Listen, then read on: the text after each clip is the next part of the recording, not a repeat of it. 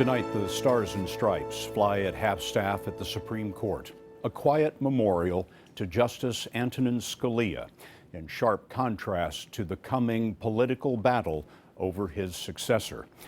Scalia died apparently in his sleep Saturday at a secluded resort in West Texas. He would have been 80 next month. His doctors confirmed he had a history of heart trouble.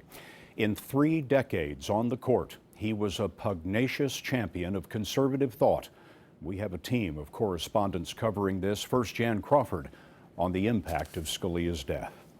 When the justices return to the bench next week, it will be the first time for all 8 they will serve without Justice Scalia. I, Antonin Scalia, do solemnly swear. For 30 years, the court's most forceful and influential voice. His sudden death will have an immediate impact on the current term, full of controversial cases. Regulation of abortion clinics, another challenge to Obamacare, affirmative action in college admissions, and presidential power on immigration.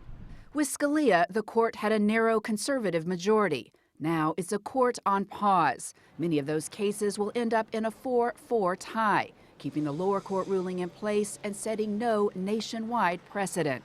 But his passing will affect the institution far beyond one term. He was one of 9 justices, but his impact on the court and the law was far greater than a single vote. His opinions were must-reads for his clear, colorful writing, like his dissent calling the decision upholding a part of Obamacare jiggery-pokery and pure applesauce. His philosophy that judges should interpret the Constitution the way it was originally understood defined the conservative legal movement.